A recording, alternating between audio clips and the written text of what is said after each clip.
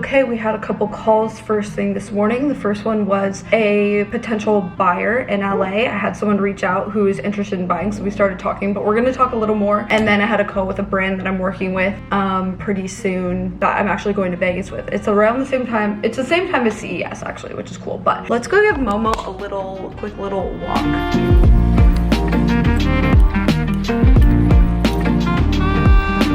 Having like a late breakfast. I'm trying to eat more protein, so I made 2 eggs, just like over medium, just like fried, decent source of protein. And then this is a bunch of blueberries to sweeten it up because it's plain Greek non-fat yogurt, which actually has a lot of protein, like 15 grams of protein, but it's kind of sour, so you really gotta add fruit for it to be good.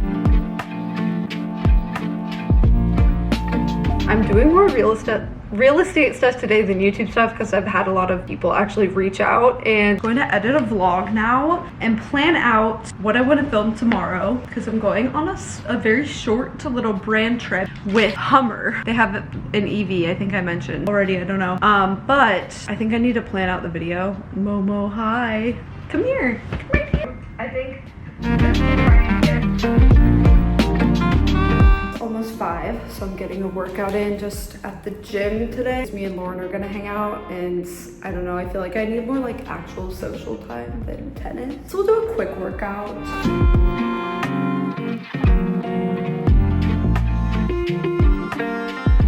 You leave for 30 minutes to work out.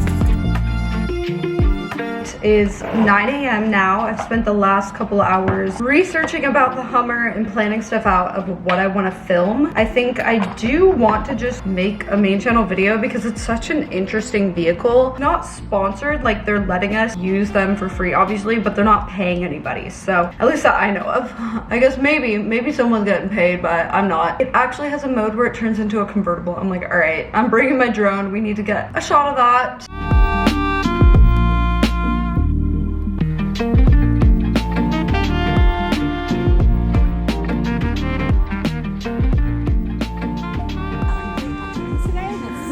Like as I drive maybe too. Okay, we're in the Hummer. I've done this road trip a million times, but definitely never in a Hummer, and I'm excited to— Oh, interesting that I'm not actually— oh, sorry. I'm gonna be like so jerky at first, but it actually goes forward a little bit, like not regenerative braking. Sorry. Woo! Wow, okay, the acceleration, really.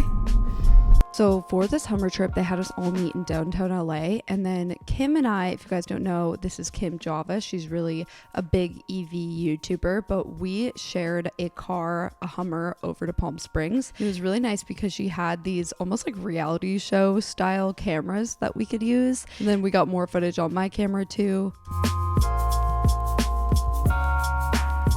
Getting B-roll shots of the car, and Kim is getting some outside. We pulled off because the sun's gonna set in like an hour. We really don't have enough time to shoot like full YouTube videos, which is kind of a bummer. So I don't know what I'm gonna pull together with this because it's just not enough time before the sun goes down.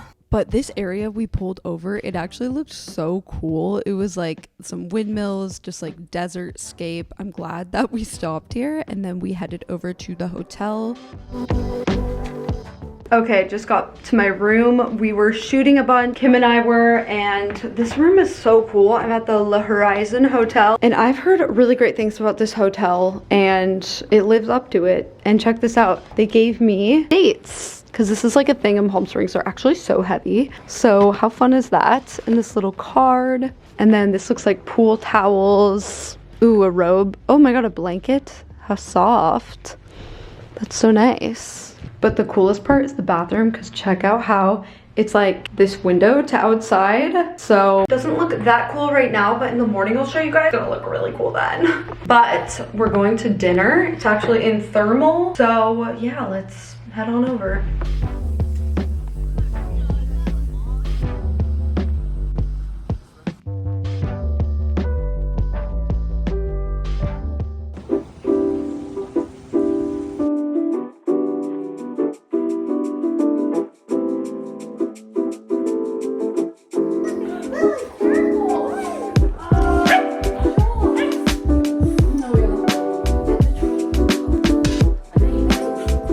this morning I got a lot of extra footage. I actually ended up getting a lot of good B-roll this day, and I learned that their new iPhone update makes it so that if your phone is connected to Bluetooth, it doesn't record any of the audio. So I have all these vlog clips that have no audio, but that's okay. This was my chance to take the roof off the car. It took me a little bit to figure out, but then I was like, oh wait, this is super easy. It's kind of like a Jeep, how you don't press a button to take it off, but you have to manually take it off, and then there's a spot in the front that you can put all of the sky panels. I had to return the car to LA at 4, so I didn't have a ton of time to record today either, but given that I only had a few hours, I feel like I got really good footage, and I will be able to pull together a full video.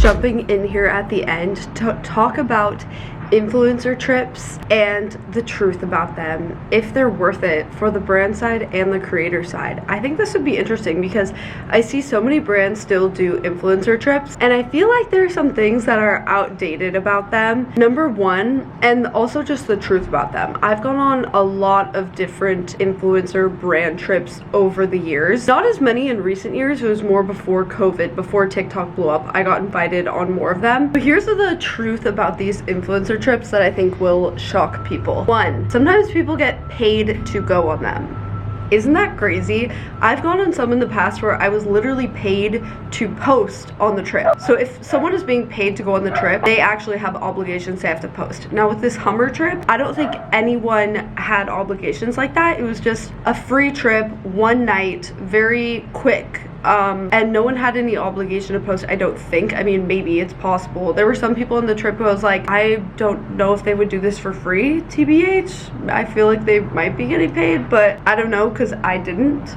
But that's the thing that I think would shock people is like some of those, not Revolve trips, but other brand trips people are paid to post. And that is just crazy because it's like you're already getting a free luxurious trip. Like, to get paid on top of it, that's insane. The second thing, this is the truth about brand trips, is there is a line where they can't be too luxurious, or I think there's gonna be backlash. So for example, I've seen brand trips where a brand will fly people on a private jet, or they'll take them to these like Bora Bora over the water bungalows, something that's like so luxurious. I feel like that kind of brand trip is just so outdated because it's just too much and it makes people jealous. Because let's be real, influencers, they could pay for it themselves. Like they could go, a lot of them, they could go on the trip themselves if they want. Brands, if they push it too far and just make it too crazy. I've seen people, for example, talk about the Tarte trips. They're like, I don't want to buy Tarte anymore because they don't like that Tarte is like just being so over the top with their influencer trips, which I find interesting. And I think it's smart for a brand to not be so over the top. For example, this Hummer trip, they probably spent about less than $2,000 per person. Like it was a weekday, it was a nice hotel, but I actually looked it up because I'm nosy, and that hotel on weekdays is like $300 a night because it's like off season kind of still, and weekdays are cheaper than the weekends, of course. So I'm like, dang, they did it in a smart way. I think from the brand side, those creator trips can be so worth the money they spend because it's less expensive than having to pay the creators. For example, a creator with 1 million followers on Instagram, they're probably charging $10,000 minimum for like a photo or a reel. And I know that sounds crazy, but that is like the going rate a lot of the time. It fluctuates based on people's engagement and stuff, but that's what it is. Or they can invite someone on a brand trip like that, for example. The person's probably gonna post, there's no obligation, they might not, but if they do, they just got it for a lot cheaper. So for the brand side, it can be worth it, but sometimes it's not because some people go on these trips and not post very much. Like they don't have to. From the creator side, are brand trips worth it? Yeah, if you're a smaller creator, but the bigger you are, probably not, because you could be getting paid alternatively, you know? Like technically for that Hummer one, if I said no and they really wanted to work with me, maybe they would have paid me down the line, but probably not now because I just went on it and I'm making a video anyway. So I know I'm like shooting myself in the foot a little bit with that, but I don't know. That's the thing, is I feel like if you do choose to go on a brand trip, you kind of know that brand, if they're not paying you to go on the trip, they'll probably never pay you. And at the end of the day, you can't live off brand trips. And so from a creator perspective, it's, I don't know, maybe not as good of a deal, but if you're really looking at it from a business lens, I think for most creators it's worth it because there's no obligation. And I mean, the truth is I could go on the trip and just not post that much, but I thought actually the Hummer was pretty cool, and I was like, okay, I want to make a full main channel video about it. The one thing about the Hummer trip that I was a little disappointed in, first of all, I thought it was a great trip. I think the brand did a really good job. The one thing was I just felt like I didn't have enough time to get the content that I wanted.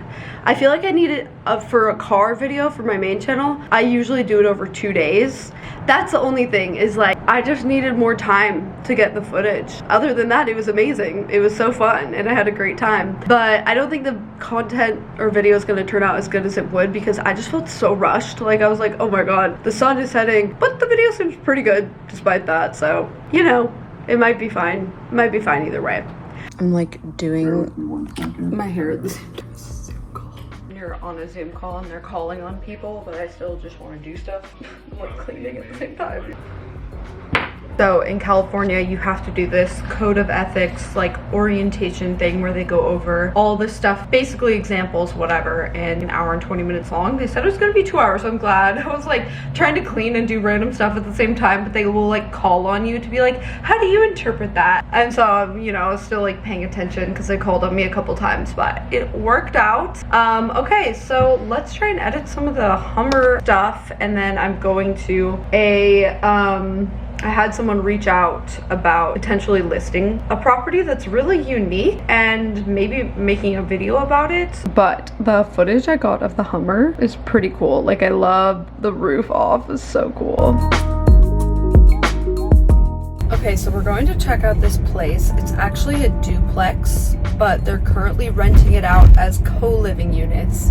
And I'm kind of like, should I make a video about this? Like, what $900 a month gets you in Venice, California, and I spend the night at the co-living unit. It's actually super cool for people on a budget who want to go experience Venice because you're just not going to be able to do it for that price in any other situation, I feel. I mean, maybe if you get lucky with the sublease. So here is a look at it. It almost reminded me of a really modern hostel or even like sorority or fraternity because there's so many people living in it. A lot of times with a hostel, they're not really that modern, and I mean, this isn't actually a hostel, but it's sort of similar. You have to rent it month to month, but it's a good option for someone traveling that's on a budget, like they're in college but they have an internship in LA or something like that. And then it has some amenities too, like there's a rooftop with a hot tub, there's a grill, they turned one of the garages into a gym. So you can see that's the other duplex. Each of them fit 30 people. Like that is so crazy. Here's a look at the gym, also kind of a bike storage place. But yeah, I bet you didn't know a place like this existed in Venice because I didn't. Okay, so we just toured the spot and it's so interesting. They have 76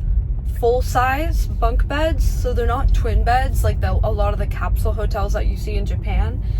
I didn't know stuff like this existed in LA, but it's actually really good for, you know, people who want to try out living here and don't have a big budget because the house is nice. So I think a video about it could do well, and it could do well to market the property because the owner wants to sell the property, but you need a unique buyer because they've done so many build outs already. So if anyone watching is interested in that, the property manager, which I know probably not because that's such a, they're probably not watching this vlog, but because it's such a niche sort of thing. But isn't it interesting? Like reheating up the sandwich I just got. I'm kind of into the cozy cloudy vibe now that I'm back home. I'm like, ooh, lit a candle, and I'm gonna edit and do an analysis on home appreciation in a couple different areas. A potential client who's wondering about that, which I think is fun actually to analyze. Do need to get to editing the Hummer video. I didn't mean for this whole day to get away from me, kind of. But that's... All right, we are editing the Hummer video, and I would still like to get a workout in today, maybe in a little bit. I finally adjusted to the sun setting early. Like, I finally have energy again somehow. It always takes a couple weeks every year for me, but we made it to the gym. Oh. Good morning, it's Friday, it's gonna be a fun weekend, but let's get some work done first. I'm editing the Hummer video. I'm like an hour into it this morning, and I think this is like be really easy to edit. I'm already like more than halfway done, so we love that. Yes, we are filming today, and I needed a new mic actually. I ordered the new DJI lav mics because my old one was having this issue, like part of it got stuck and I couldn't use it with my phone, and this is a new version anyway. It's actually cheaper, so I was like, okay, it's time. I also lost the receiver, so I was like, all right, it's time to get a new one. That one really served me well for a couple years though. Nice little bag it comes with. I like. Box this. Ooh, these are the new ones. Okay, fun. I'll get this charging up.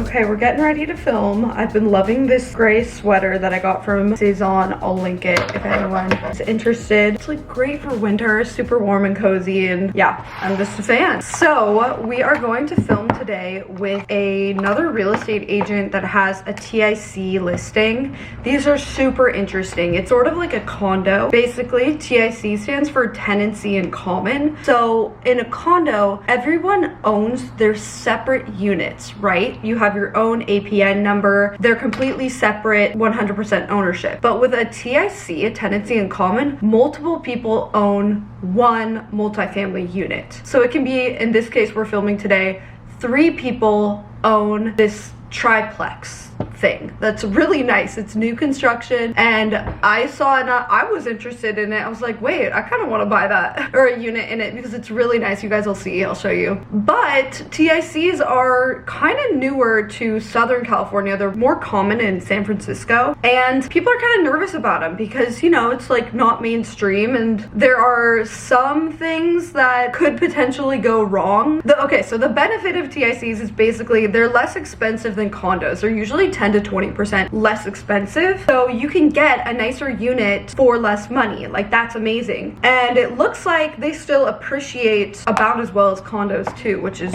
pretty cool. They're harder to sell. That's one thing people don't like about them because it's stricter on the lending. You have to put pretty much 20 to maybe 25% down. For a long time they only offered adjustable rate mortgages, which, like, who wants one of those? Personally, I wouldn't get one. Like, that's what caused the whole 2008 housing crisis. Like, I'm good on that. But now there's a couple different lenders who do offer 30-year fixed. Sometimes it can just be a tiny bit higher. So rather than 6.5 interest rate, it might be 6.8%. So that's a con, you know, little tiny bit higher interest rate. Don't like that. But you're getting a lower price, so it probably more than evens out. I think you'll probably still be saving money there. What's cool about it is it allows people to buy these multifamily units. You know, in LA, there's so many of these fourplexes, and a lot of people can't afford to just buy that whole thing, and so it's just like landlords and renting. But in this way, it allows people to break those up into 4 different units and own them. So, and it actually makes owning a little bit more affordable. There are some more like different risks too. I'll get into it more in the video, so if you are interested in that, there's gonna be a whole main channel video. I feel like I could go on about this for like 20 minutes,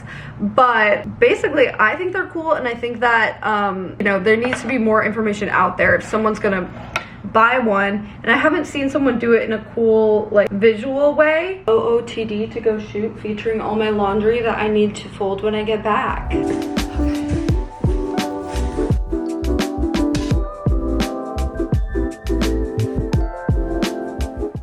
Either one? Just basically look at me, because I'll mostly cut to this. Okay. How much do you think this unit would have gone for if it was a condo instead of a TIC?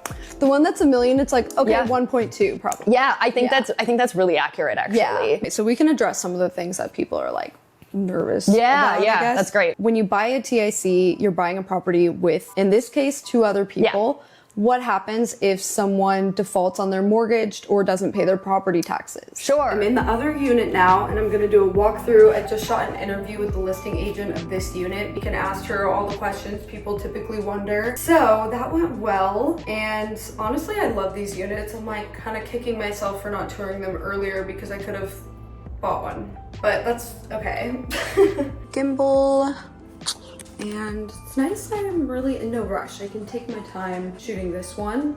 It's pretty cool. So it's basically like this unit, you've got this area. The con is the kitchen, obviously, is like really small. There's 2 bedrooms upstairs and then their own little ADU over there. I'll show you guys. So pretty cool. The location is the only thing I don't love. So this is one of the 3 units. This was the least expensive one. It's $870,000. If it wasn't a TIC, I think this would be over $1 million because it's actually 3 bedrooms in the main house. This is the little ADU, which you could kind of count as a 4th bedroom if you want. I probably wouldn't. I would like use it as an office or like a guest house. You could rent it out. Good lighting in the upstairs area. I like that they have the wainscoting detail. I thought that was really a thoughtful touch for a new construction. Just got all the walkthrough. Quite a workout for my arms. And now we're gonna do some just shots where I'm gonna talk to the camera about this.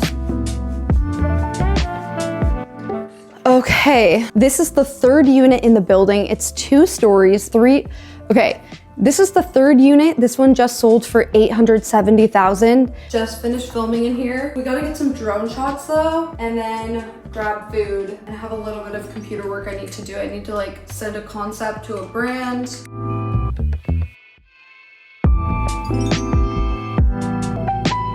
I opted to try the Air One sushi. Normally would never get grocery store sushi because it's like dry, but I'm curious, maybe the Air One will be better. It smells good. Okay, I actually don't have chopsticks, so I'm just gonna eat this. Like, I'm just gonna grab them.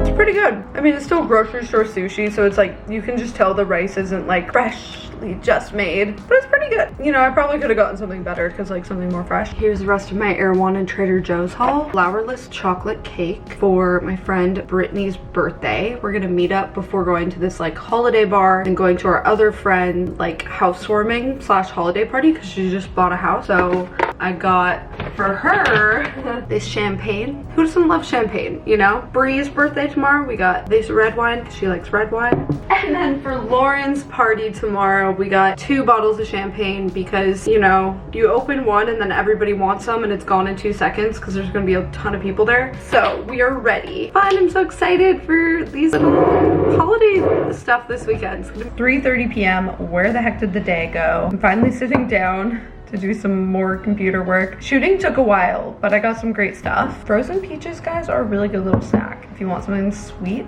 but not like candy. So I'm gonna try and get a little more done. Our chariot has arrived. Erin's first time in a Waymo. Okay, I'll get in the passenger seat.